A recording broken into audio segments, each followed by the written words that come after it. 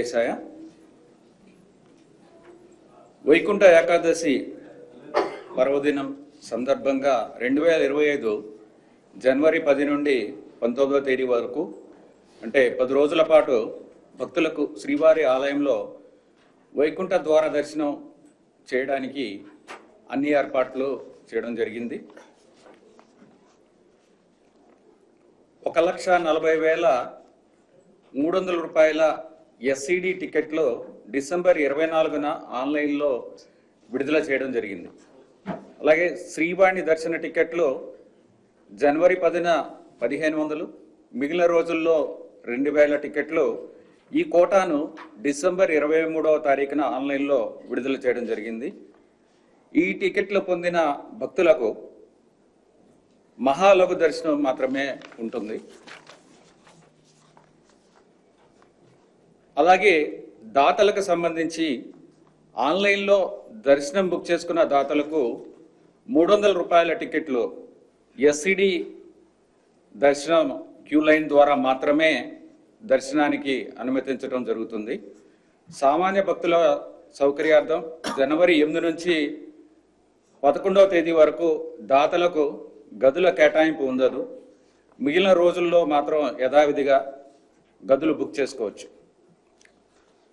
తిరుపతిలోని 8 కేంద్రాల్లో 87 కౌంటర్లు, తిరుమలలో 4 కౌంటర్లు కలుపుకుని మొత్తం 91 కౌంటర్లు వీటి ద్వారా ఎస్ఎస్డి టోకెన్లు మంజూరు చేయడం జరుగుతుంది.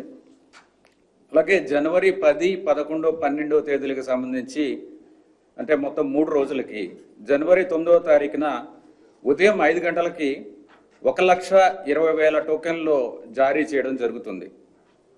తర్వాత 13 నుంచి 19 వరకు 19వ తేదీ వరకు ఉన్న సంబంధించిన టికెట్లు ఏ రోజుకు ఆ రోజు ముందు రోజు భూదేవి కాంప్లెక్స్, శ్రీనివాసం, విష్ణు నివాసంలో టోకెన్లు జారీ చేయడం జరుగుతుంది. తిరుపతిలో ఇందిరా మైదానం, రామచంద్ర పుష్కరిణి, శ్రీనివాసం కాంప్లెక్స్, విష్ణు నివాసం కాంప్లెక్స్, భూదేవి కాంప్లెక్స్, బైరాగిపట్టణలోని రామానాయుడు ఉన్నత పాఠశాల, ఎంఆర్పల్లిలోని జిల్లా పరిషత్ ఉన్నత పాఠశాల, జీవకోన్లోని జిల్లా పరిషత్ ఉన్నత పాఠశాల, అదేవిధంగా తిరుమల స్థానికుల కొరకు తిరుమల బాలాజీనగర్ కమ్యూనిటీ హాల్లో ఎస్ఎస్డి టోకెన్ల కోసం కౌంటర్లు ఏర్పాటు చేయడం జరిగింది. అలాగే కౌంటర్లు ఉన్న చోట భక్తులకు ప్రత్యేకంగా క్యూ లైన్లు, బ్యారికేడ్లు, తాగునీరు, మరుగుదొడ్లు, మిగిలిన సదుపాయాలు కూడా కల్పిస్తున్నాం. ఎస్ఎస్డి టోకెన్లు టికెట్లు కలిగిన భక్తులు తమకు కేటాయించిన సమయానికి తిరుమలకు వచ్చి స్వామివారి దర్శనం చేసుకోవాల్సిందిగా విజ్ఞప్తి చేస్తున్నాం. గోవిందబాల భక్తులు కూడా దర్శనాలు కావాలంటే టికెట్లు పొందాల్సిన అవసరం ఉంది. భక్తులకు విజ్ఞప్తి చేస్తున్నది ఒకటి ముఖ్యంగా ఏమిటంటే దర్శన టికెట్లు ఉన్న వాళ్ళకి మాత్రమే తిరుమల శ్రీవారి దర్శనానికి ఈ 10 రోజులు అనుమతించడం జరుగుతుంది. భక్తులు ఈ విషయాన్ని గుర్తించుకోవాలని కోరుతున్నాం. చంటి పిల్లల తల్లిదండ్రులతో పాటు వృద్ధులు, దివ్యాంగులు, ఎన్ఆర్ఐ, రక్షణ సిబ్బంది తదితర ప్రత్యేక దర్శనాలు ఈ 10 రోజుల పాటు రద్దు చేయడం జరిగింది. ఈ 10 రోజుల్లో విఐపి బ్రేక్ దర్శనాలకు సిఫార్సు లేఖలు స్వీకరించడం జరగదు. అయితే ప్రోటోకాల్ పరిధిలో ప్రముఖులు స్వయంగా వస్తే వారికి మాత్రమే శ్రీవారి దర్శనం కల్పించడం జరుగుతుంది.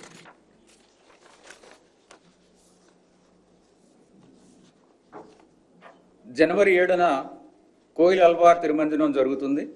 జనవరి 10న వైకుంఠ ఏకాదశి నాడు ఉదయం 9 గంటల నుంచి 11 గంటల వరకు శ్రీదేవి భూదేవి సమేత శ్రీ మలయప్ప స్వామివారు స్వర్ణ రథంపై ఆలయ మాడ వీధుల్లో భక్తులకు దర్శనమిస్తారు. జనవరి 11న వైకుంఠ ద్వాదశి సందర్భంగా ఉదయం 4:30 నుంచి 5:30 వరకు చక్ర స్నానం నిర్వహించడం జరుగుతుంది.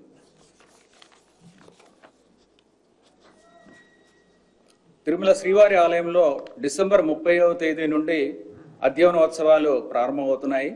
ధనుర్మాసంలో వైకుంఠ ఏకాదశికి 11 రోజుల ముందు నుండి శ్రీవారి సన్నిధిలో అధ్యయనోత్సవం నిర్వహించడం ఆనవాయితీగా నడుస్తుంది. 2025వ సంవత్సరానికి సంబంధించిన డైరీలు, క్యాలెండర్లు తిరుపతితో పాటు చెన్నై, హైదరాబాద్, బెంగళూరు, విజయవాడ, వైజాగ్లో ఉన్న శ్రీవారి ఆలయాలు, ముంబై, న్యూఢిల్లీ, వేలూరు, కంచీపురంలో సమాచార కేంద్రాల్లో అందుబాటులో ఉంచుతున్నాము. ఆన్లైన్ ద్వారా కూడా క్యాలెండర్లు, డైరీలు బుక్ చేసుకునే సౌకర్యం ఉంది. హిందూ ధర్మ ప్రచారంలో భాగంగా ఉత్తరప్రదేశ్ రాష్ట్రంలోని ప్రయాగ్రాజ్ అంటే అలహాబాద్ దగ్గర 2025 జనవరి 13 నుంచి ఫిబ్రవరి 26వ తేదీ వరకు నిర్వహించనున్న ప్రతిష్టాత్మకమైన కుంభమేళలో శ్రీవారి నమూనా ఆలయాన్ని ఏర్పాటు చేశాం. ఇప్పటికే అక్కడ 3 ఎకరాల భూమి కూడా మన కోసం కేటాయించడం జరిగింది. ఉత్తరాది భక్తులకు శ్రీవారి వైభవాన్ని తిలకించడానికి తిరుమల తరహాలో స్వామివారి కైంకర్యాలు, ఉత్సవాలు కూడా నిర్వహించడం జరుగుతుంది. ప్రతిరోజు ఈ నమూనా ఆలయంలో తిరుమల తరహాలో నిత్యం సుప్రభాతం నుంచి ఏకాంత సేవ వరకు అన్ని సేవలు కూడా నిర్వహించడం జరుగుతుంది. అలాగే ఈ సందర్భంగా జనవరి 18, 26వ తారీఖులు, ఫిబ్రవరి 3, 12వ తేదీల్లో శ్రీవారి కళ్యాణాలు నిర్వహించడానికి ప్రత్యేకమైన ఏర్పాట్లు కూడా చేస్తున్నాం. ఓం నమో వెంకటేశాయ. ముఖ్యంగా వైకుంఠ ఏకాదశి ఈసారి శుక్రవారం రావడం జరిగింది. శుక్రవారం రావడం వలన భక్తుల దర్శనం కోసం ఉన్న సమయం కొంచెం తక్కువగా ఉంటుంది. అదొక కారణం వలన ఆ రోజు మొత్తం మీద ఎన్ని దర్శనాలు చేయించగలము అనేది కొంతవరకు తగ్గుతుంది. అదే కాకుండా ఎస్ఐడి టికెట్లు కొద్దిగా తగ్గించి సాధారణ భక్తులకి ఎక్కువగా ఇవ్వాలనే ఉద్దేశంతో ఎక్కువగా సాధారణ భక్తులకి ఇస్తున్నాము. అలాగే మొత్తం మీద ఈ వైకుంఠ ఏకాదశికి సంబంధించిన మొత్తం మీద ఉన్న భక్తుల సంఖ్యలో మాత్రం తేడా ఉండదు. సాధారణ భక్తులకి ఇక్కడికి వచ్చేవాళ్ళు డైరెక్ట్గా వాళ్ళ కోసం టికెట్లు ఇచ్చేదానికి ఎక్కువ ప్రయత్నం చేస్తున్నాము. తర్వాత అకామిడేషన్ గురించి ఒక సిస్టమ్ గురించి చెప్పారు, మార్చమన్నారు. అది పరిశీలిస్తాం. కానీ ఈ సిస్టంలో మళ్ళీ మార్పులు తీసుకురావడం వల్ల కొన్ని ఇబ్బందులు వస్తాయి. అవి తప్పకుండా మీరు చెప్పారు కాబట్టి పరిశీలిస్తాము. రైల్వే రిజర్వేషన్ అడ్వాన్స్ ఇంతకుముందు 3 నెలల నుంచి ఇప్పుడు 2 నెలలు మార్పు చేయడం జరిగింది. కాబట్టి దాని సందర్భంగా ఎస్ఐడి టోకెన్లో కూడా వాటిని కూడా ముందుగా రిలీజ్ చేయమన్నారు. అది కూడా పరిశీలిస్తున్నాము. అలాగే టికెట్ లేని వాళ్ళ గురించి మీరు మాట్లాడుతున్నారు. టికెట్ లేని వాళ్ళకి ఎప్పటిలాగానే వారికి దర్శనం ఉండదు, అది మాత్రం గ్రహించాలి. ఈ 10 రోజుల తర్వాత దర్శనం చేసుకోవడానికి మాత్రం అవకాశం ఉంటుంది టికెట్లు లేని వాళ్ళు సర్వదర్శనంకి, ఇది గ్రహించాలి. మిగిలిన మార్పులు ఏమీ లేవు దీనికి సంబంధించిన వరకు. ఇప్పుడు టూరిజం వారికి ఇంతకు ముందు వారం రోజుల ముందు కూడా బుక్ చేసుకోవడానికి అవకాశం ఉండేది. టూరిజం కోటా ఆన్లైన్లో మాత్రం 3 నెలల ముందు రిలీజ్ చేయడం జరుగుతుంది. ఈ టూరిజం కోటాని కూడా మిస్యూజ్ జరుగుతుంది కాబట్టి దాన్ని కూడా ఆ టూరిజం కోటాని తీసేయడం జరిగిందండి. అంగప్రదక్షిణ కోసం రోజుకి 750 మంది మాత్రమే చేసుకోవడానికి అవకాశం ఉంది. అడిగేవారు లక్షల్లో ఉంటారండి. మీకు దొరకలేదు అంటే మళ్ళీ ప్రయత్నించాలి అంతే. ఆన్లైన్లో లోకల్ వారి కోసమే, లోకల్ది కూడా ఆన్లైన్లో ఇస్తుంది, లోకల్ వారి కోసమే. సో దీంట్లో బయట వారు తీసుకోవడానికి లేదు. ఇది కూడా అంటే మనకి అవకాశం ఉన్నది తక్కువ మందికి, అడుగుతున్న వాళ్ళు లక్షల్లో ఉంటారు కాబట్టి మీకు ఇబ్బంది వస్తుంది. మళ్ళీ ప్రయత్నించాలండి, అంతకన్నా చేయగలిగింది ఏం లేదు. చాలామంది అడిగారు ఈ భాగవతం అనేది కార్యక్రమం పునఃప్రారంభించాలని, అది కూడా పరిశీలిస్తామండి. చాట్ మెసేజెస్ బ్లాక్ చేశారనేది అది కూడా చూస్తాం. మరి మీరు పోస్ట్ చేశారని చెప్తున్నారు, బ్లాక్ చేశారంటున్నారు, ఒకసారి చూస్తామండి. అది ఇక్కడ చెప్పులకు సంబంధించి తిరుమలలో చాలా పెద్ద సమస్య అండి. దానికోసం ఒక సిస్టమ్ని డెవలప్ చేసి ఎవరికి ఇబ్బంది లేకుండా వాటిని పెట్టుకోవడానికి కానీ మళ్ళీ తీసుకోవడానికి కానీ ఒక అరేంజ్మెంట్ కోసం ఒక స్టడీ చేస్తున్నామండి. ఆ సిస్టమ్ వచ్చిన తర్వాత ఈ ఇబ్బంది లేకుండా చూస్తాము. రామ్ బగీచా దగ్గర ఉన్న సమస్య కూడా తప్పకుండా మేము పరిష్కరిస్తాము. మీకు క్యూ లైన్ ఎక్కువ లేకపోయినా సరే నడవాల్సిన పరిస్థితి వస్తుంది. దూరంగా క్యూ లైన్లో ఎంట్రీ అనేది దూరంగా జరుగుతుంది, అందువలన ఎక్కువ నడవాల్సి వస్తుందని చెప్తున్నారు. కానీ ఈ పద్ధతి ఇంతకుముందు ఉండేది మార్చాము. క్యూ లైన్ తక్కువగా ఉన్నప్పుడు నడవాల్సిన అవసరం లేకుండా దగ్గరలోనే జాయిన్ అయ్యేలాగా పెట్టాము. బట్ ఏ రోజు అనేది మీరు చెప్పగలిగితే ఆ రోజు ఎందుకు అలా చేయడం జరిగింది అనేది చెక్ చేస్తాము. ఎందుకంటే అందరికీ కూడా విజిలెన్స్ వారికి, టీటీడీ మా సిబ్బంది అందరికీ కూడా ఈ ఇన్స్ట్రక్షన్ అయితే ఇవ్వడం జరిగింది. ఎక్కువ దూరం నడిపించవద్దు, క్యూ లైన్ ఎక్కువగా ఉన్నప్పుడు ఇదైతే తప్పదు అనేది కూడా చెప్పడం జరిగింది. ఆ విధంగానే చేస్తున్నారు. మీరు చెప్పిన రోజు ఆ విధంగా ఎందుకు జరిగింది అనేది కూడా మేము పరిశీలిస్తాము. ఆ రోజు ఏంటో మీతో మాట్లాడి ఎందుకు జరిగింది అనేది చూడటం జరుగుతుంది. తర్వాత వాహనాలకు సంబంధించి ప్రైవేటు వాహనాలు ఎక్కువగా మీకు ఎక్స్ప్లాయిట్ చేస్తున్నారు అనేది చెప్తున్నారు. ఇది కూడా ఈ విషయం కూడా మేము పరిశీలిస్తున్నామండి. ఒక కమిటీ కూడా ఉంది, ఈ కమిటీ ఈ విషయాన్ని పరిశీలిస్తున్నారు. దీన్ని ఏ విధంగా కంట్రోల్ చేసి దీన్ని ఒక పద్ధతి ప్రకారం చేయాలనేది కూడా పరిశీలిస్తున్నాము. అలాగే టీటీడీకి సంబంధించి 12 ఎలక్ట్రిక్ వాహనాలు ఇప్పుడు నడుస్తున్నాయి. ఇంకా 10 వాహనాలని పెట్టడానికి పర్మిషన్ కూడా తీసుకుంటున్నాము. ఆ వాహనాలు కూడా వచ్చాయంటే ప్రజలకి ఇబ్బంది లేకుండా ఉంటుంది. వీటన్నిటి మీద కూడా మేము చర్యలు తీసుకుంటున్నామండి. ఆన్లైన్ బుకింగ్లో 2 నిమిషాల్లోనే మీకు 2 లక్షల నుంచి పడిపోతున్నాయి మీకు చూపించిన దానికి అంటున్నారండి. ఇవన్నీ కూడా నిమిషాల్లోనే అయిపోతాయండి టికెట్లు. ఎందుకంటే సుమారుగా 4-5 లక్షల మంది ఒకేసారి లాగిన్ అయి ఉంటారండి. 4-5 లక్షల మంది లాగిన్ అయి ఉంటారు. సో వాళ్ళు బుక్ చేసుకున్నప్పుడు వెంటనే అయిపోతుంది. అది 2-3 నిమిషాలంటే మాకున్న టికెట్కి రద్దీలకి అదేమి ఎక్కువ కాదు. దీంట్లో ఎక్కడా కూడా ఎవరు బ్లాక్ చేసుకోవడానికి ఇవన్నీ కూడా అవకాశం లేనే లేదు. సో ఇంతకుముందు కొన్ని ఇబ్బందులు ఉన్నాయి ఆన్లైన్లో. కొంతమంది బ్రోకర్స్ ఫాల్స్ ఐడీలు తీసుకుని చేసేవారు, అదంతా కూడా తీసేయడం జరిగింది. సో ఇప్పుడు అది అవకాశం లేనే లేదు. అంతా కూడా టైం స్టాంపింగ్తో పాటు ఏ నిమిషంలో ఎవరు తీసుకున్నారు, ఎంతమంది తీసుకున్నారు అవన్నీ కూడా మా దగ్గర రికార్డు ఉంటుంది. చాలా పకడ్బందీగా ఒక వ్యవస్థ ఉంది. దీంట్లో ఎవరు కూడా మ్యానిపులేట్ చేయడానికి అవకాశం లేదు. ఇవన్నీ కూడా అయిపోతున్నాయంటే ఒకటే కారణం ఏంటంటే ఎవరో బ్లాక్ చేయడం కాదు, అంత లోడ్ ఉంటుంది.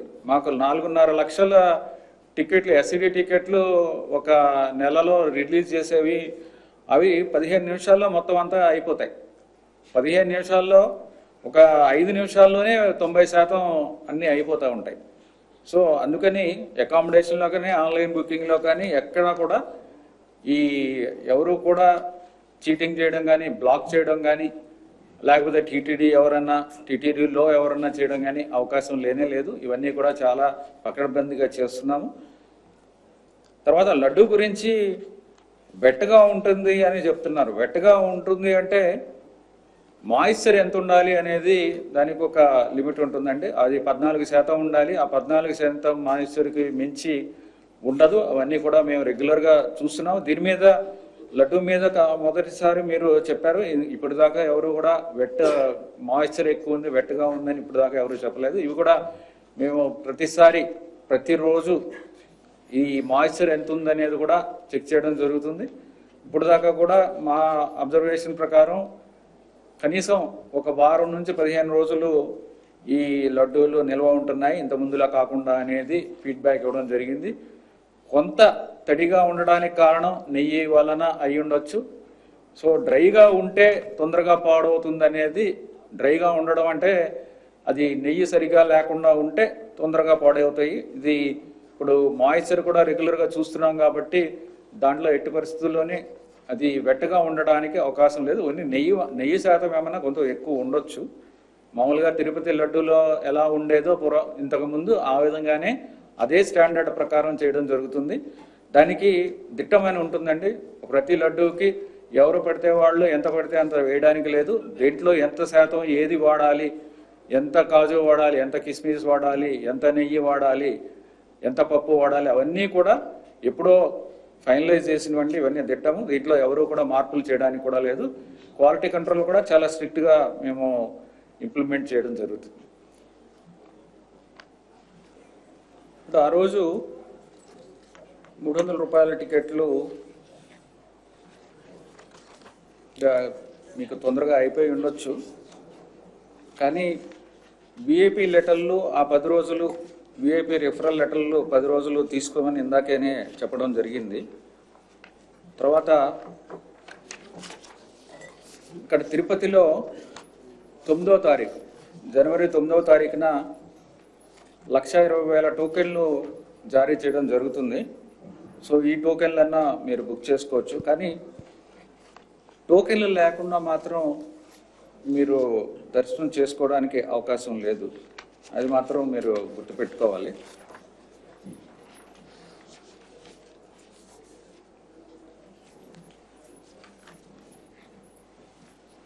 ముప్పై ఒక్క సజెషన్స్ వచ్చాయండి. ఈ సూచనలో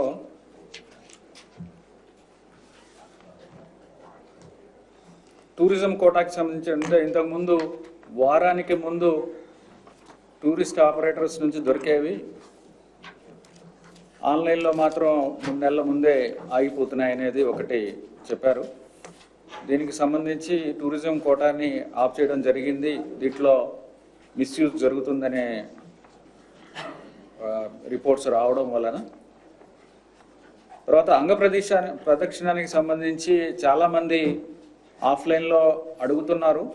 ఆఫ్లైన్లో పెట్టినా సరే మీకు ఇబ్బంది అదే వస్తుంది. ఎందుకంటే అంగప్రదక్షిణం కోసం వచ్చేవాళ్ళు చాలామంది ఉన్నారు.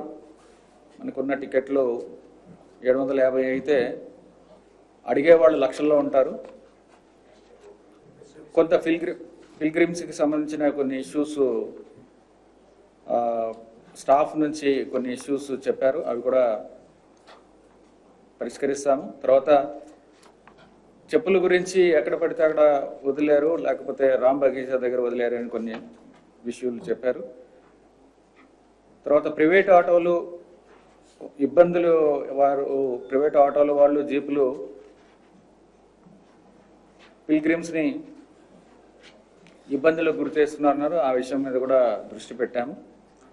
సీనియర్ సిటిజన్స్ గురించి సెపరేట్గా అకామిడేషన్కి వచ్చినప్పుడు సెపరేట్గా వాళ్ళకి ఏమైనా ఫెసిలిటీ పెట్టమని అడిగారు. అవి కూడా మేము పరిశీలించి తప్పకుండా ఏదో ఒక ఏర్పాటు చేస్తామండి. ముఖ్యంగా ఈరోజు వచ్చిన సజెషన్స్ కానీ లేకపోతే వచ్చిన కంప్లైంట్స్ కానీ ఇవి. ఓం నమో వెంకటేశ్వర.